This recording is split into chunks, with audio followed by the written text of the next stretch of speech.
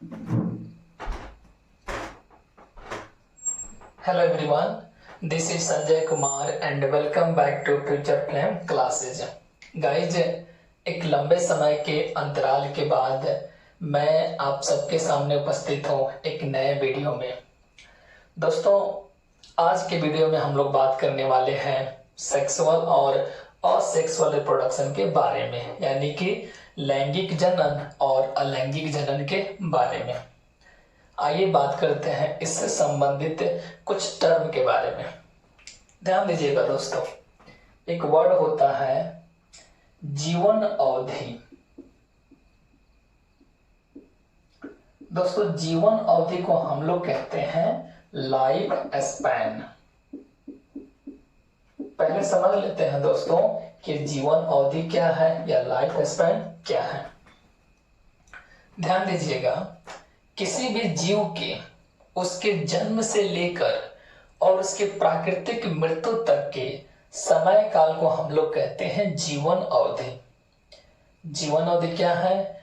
तो किसी भी जीव के उसके जन्म से लेकर उसके प्राकृतिक मृत्यु तक के समय काल को कहते हैं जीवन अवधि। यानी कि मान लीजिए कि मेरा जन्म हुआ और जन्म के बाद से लेकर अगर कुछ समय के अंतराल के बाद मैंने मृत्यु प्राप्त कर लिया तो उसके बीच के जो समय काल व्यतीत हुआ है उसी समय काल को हम लोग क्या कहेंगे? जीवन अवधि, यानी कि लाइफ स्पैन। तो हम कह सकते हैं किसी भी जीव के जन्म से उसके प्राकृतिक मृत्यु के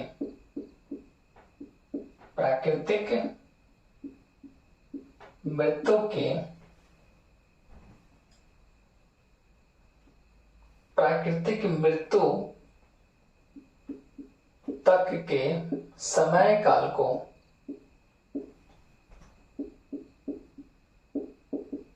जीवन अवधि कहते हैं। जीवन अवधि कहते हैं। दोस्तों ध्यान दीजिएगा, एक क्वेश्चन पूछता है कि वह कौन ऐसा जीव है जिसकी जीवन अवधि यानी कि लाइफ स्पैन जो होता है सबसे कम उम्र की होती है, यानी सबसे कम दिन की होती है। तो आप लोग याद रखिएगा दोस्तों, मैं नोट में लिखवा दे रहा हूं, शॉर्टेस्ट लाइफ स्पैन यानी कि सबसे कम आयु का जीव। दोस्तों, इसका नाम है मे फ्लाई, यानी कह सकते हैं मे मक्खी कहते हैं, मे मक्खी।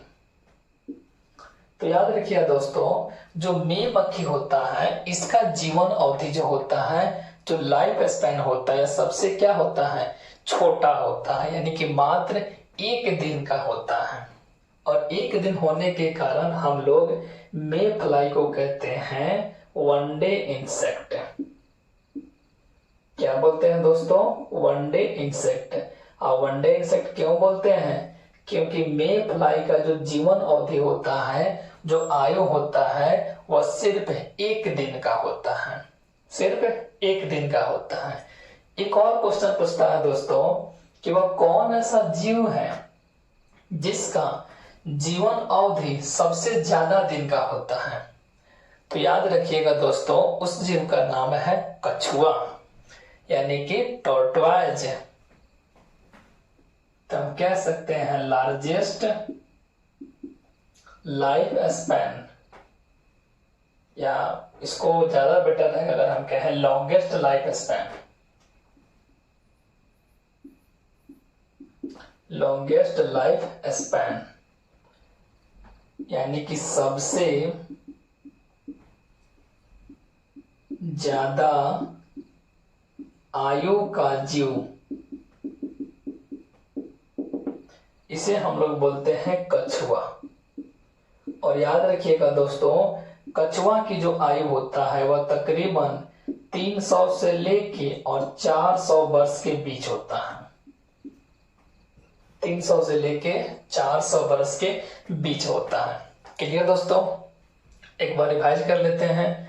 जीवन अवधि क्या है? तो किसी जीव के जन्म से लेकर उसकी प्राकृतिक मृत्यु तक के समय काल को हम लोग कहते हैं जीवन अवधि। अगर आपसे क्वेश्चन पूछे कि वह कौन ऐसा जीव है जिसकी आयु सबसे कम दिन का होता है, तो उसका नाम है मेमक्खी। हम लोग इसे कहते हैं वन डे इंसेक्ट, यानी कि ऐसा जीव जिसकी आयु कितना होता है? 1 दिन का। दोस्तों याद रखिएगा, सबसे ज्यादा आयु का जो जीव होता है उसका नाम है कछुआ, और इसका उम्र होता है तकरीबन 300 से लेके 400 बरस। दोस्तों आप लोग इसका स्क्रीनशॉट लीजिए, फिर हम इसके आगे आने वाले जो टॉपिक है उस पर गहन अध्ययन करते हैं।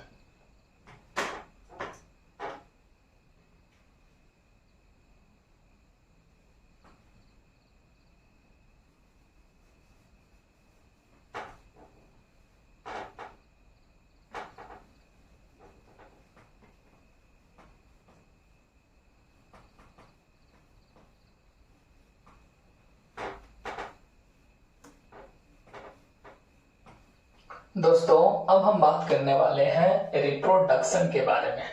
ध्यान दीजिएगा दोस्तों, रिप्रोडक्शन।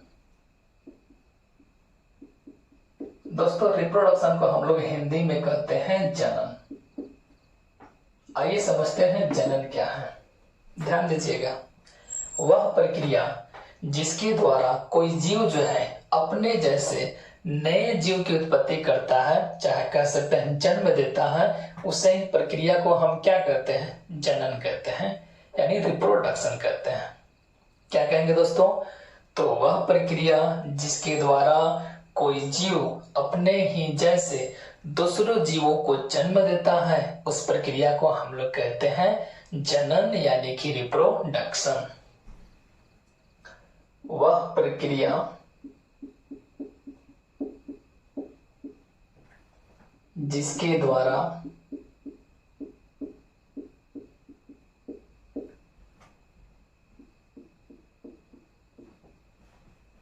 कोई जीव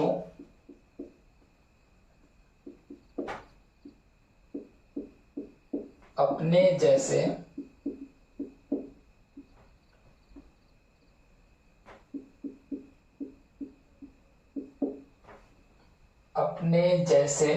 जीवों की या जीवों को जन्म देता है,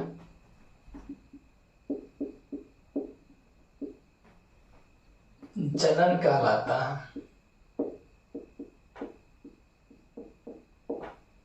जनन कहलाता है। दोस्तों याद रखिएगा, जनन जो है यह 2 विधियों द्वारा संपन्न होता है। 2 विधियों द्वारा संपन्न होता है।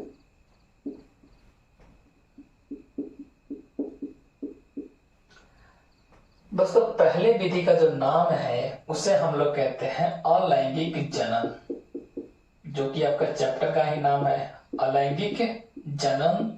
और दूसरे विधि को हम लोग कहते हैं लैंगिक जनन। लैंगिक जनन यानी कि सेक्सुअल रिप्रोडक्शन, इसे हम लोग क्या कहेंगे? Asexual reproduction. अब इन दोनों में कुछ डिफरेंस होता है, तो आइए हम पहले पढ़ लेते हैं डिफरेंस के बारे में। दोस्तों अलैंगिक जनन में एकल जनक होते हैं। क्या होते हैं? एकल जनक। एकल जनक का मतलब यह हुआ कि या तो मेल रहेंगे या तो फीमेल रहेंगे, कोई मतलब एक ही जीव जो है दूसरे जीव की उत्पत्ति कर सकता है, इसीलिए हम लोग इसे कहते हैं एकल जनक। यानी कि अलैंगिक जनन के लिए एकल जनन की एकल जनक की आवश्यकता होती है, जबकि लैंगिक जनन के लिए द्विजनक की आवश्यकता होती है, यानी कि बाई पेरेंटल, इसे हम कहेंगे यूनिपेरेंटल। एकल जनक का मतलब क्या हुआ? केवल एक ही जीव जो है अपने जैसे दूसरे जीव की उत्पत्ति कर सकता है, जबकि द्विजनक का मतलब यह हुआ कि इसमें आपको दो जीव की आवश्यकता होती है, यानी कि लैंगिक जनन की क्रिया वैसे जीवों में होती है जिनमें मेल और फीमेल दोनों पाया जाता है, एंड दोनों जब कंबाइन होते हैं तब जाकर जो है लैंगिक जनन की क्रिया संपन्न होती है। इसके अलावा दोस्तों, अलैंगिक जनन में युग्मक नहीं बनते हैं, युग्मक नहीं बनते हैं, जबकि दोस्तों लैंगिक जनक में यानी कि लैंगिक जनन में युग्मक बनते हैं। युग्मक का मतलब यह हुआ दोस्तों कि आपका मेल के लिए अलग सा युग्मक होगा और फीमेल के लिए क्या होगा? अलग से युग्मक होगा। तो अलैंगिक जनन की क्रिया जिन जीवों में होती है उनमें युग्मक नहीं बनते हैं, जबकि लैंगिक जनन की क्रिया जिन जीवों में होती है उनमें युग्मक बनते हैं। इसके अलावा दोस्तों, अलैंगिक जनन में निषेचन की क्रिया नहीं होती है, क्रिया नहीं होती है, जबकि दोस्तों लैंगिक जनन में निषेचन की क्रिया होती है। अब आपके मन में सवाल होगा दोस्तों कि निषेचन है क्या? तो ध्यान दीजिएगा, मेल गैमेट और फीमेल गैमेट यानी कि मादा युग्मक और नर युग्मक जब आपस में मिलते हैं तो उस प्रक्रिया को हम लोग क्या कहते हैं? निषेचन। क्या बोलते हैं दोस्तों? निषेचन। इसके अलावा दोस्तों आप लोग याद रखिएगा कि लैंगिक जनक यानी जनन में अर्धसूत्री और समसूत्री विभाजन पाया जाता है। समसूत्री विभाजन पाया जाता है, जबकि अगर हम बात करें अलैंगिक जनन के बारे में तो इसमें केवल और केवल जो है समसूत्री विभाजन पाया जाता है, इसमें जो है समसूत्री विभाजन की क्रिया होता है। एक बार फिर से देख लेते हैं दोस्तों, जनन क्या है? तो वह प्रक्रिया जिसके द्वारा कोई जीव जो है अपने जैसे दूसरे जीवों को जन्म देता है वह प्रक्रिया कहलाता है जनन। और जनन जो है दो प्रक्रियाओं द्वारा संपन्न होता है, एक को हम लोग बोलते हैं लैंगिक जनन, दूसरे को बोलते हैं लैंगिक जनन। आइए समझते हैं इन दोनों में अंतर क्या है। तो अलैंगिक जनन प्रक्रिया के लिए एकल जनक आवश्यकता पड़ता है, जबकि लैंगिक जनन के लिए द्विजनक की आवश्यकता होता है। इसके अलावा अलैंगिक जनन में युग्मक नहीं बनते हैं, जबकि लैंगिक जनन में युग्मक बनते हैं। अलैंगिक जनन के लिए निषेचन की क्रिया नहीं होती है, यानी कि अलैंगिक जनन प्रक्रिया में निषेचन की क्रिया नहीं होती है, जबकि लैंगिक जनन में निषेचन की क्रिया होती है। अलैंगिक जनन में समसूत्री विभाजन होता है और लैंगिक जनन में अर्धसूत्री और साथ में समसूत्री विभाजन होता है। दोस्तों आप सभी इसका स्क्रीनशॉट ले सकते हैं, फिर हम इसके आने वाले टॉपिक पर चर्चा करते हैं।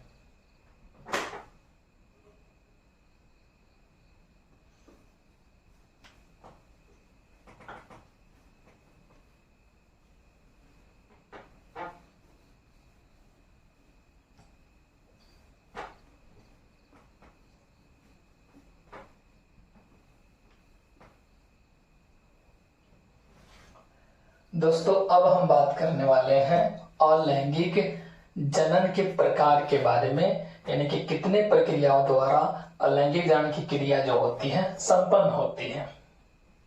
तो ध्यान दीजिएगा दोस्तों,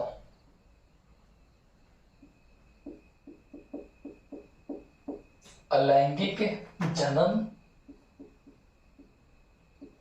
जिसे हम लोग कहते हैं असेक्सुअल रिप्रोडक्शन।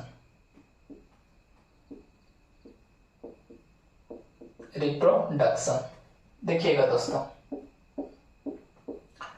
यह जो प्रक्रिया होती है अलैंगिक जनन की, यह 5 प्रक्रियाओं द्वारा संपन्न होती है। आइए हम एक एक करके सबके बारे में अध्ययन करते हैं। पहला जो प्रक्रिया है उसका नाम है दोस्तों विखंडन। क्या नाम है दोस्तों? विखंडन। इसे हम लोग कहते हैं फीजन। क्या बोलते हैं दोस्तों? फीजन। जबकि दूसरे का नाम है खंडन, और इसे हम लोग कहते हैं फ्रैगमेंटेशन।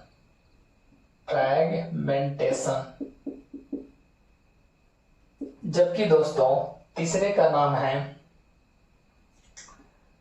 पुनर्जनन। और पुनर्जनन को हम लोग बोलते हैं रीजेनरेशन। क्या बोलते हैं दोस्तों? रीजेनरेशन। इसके अलावा दोस्तों एक और प्रक्रिया होता है या एक और विधि होता है जिसे हम लोग कहते हैं मुकुलन। अब मुकुलन को हम लोग बोलते हैं दोस्तों बडिंग। और साथ साथ लास्ट में होता है बीजाणु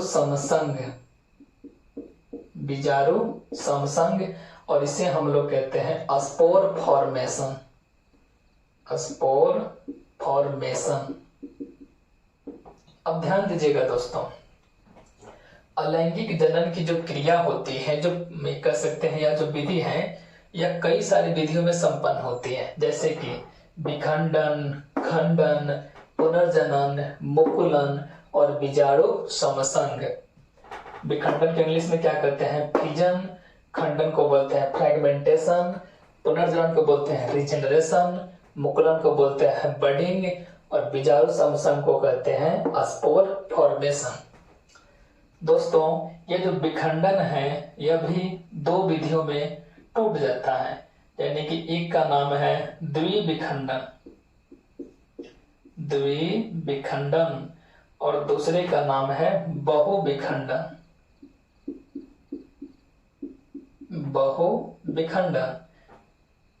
यानी कि बाइनरी फिजन, फिर इसे कहेंगे मल्टीपल फिजन। लेकिन ध्यान दीजिएगा दोस्तों, एग्जाम में जो क्वेश्चन पूछता है वह मेनली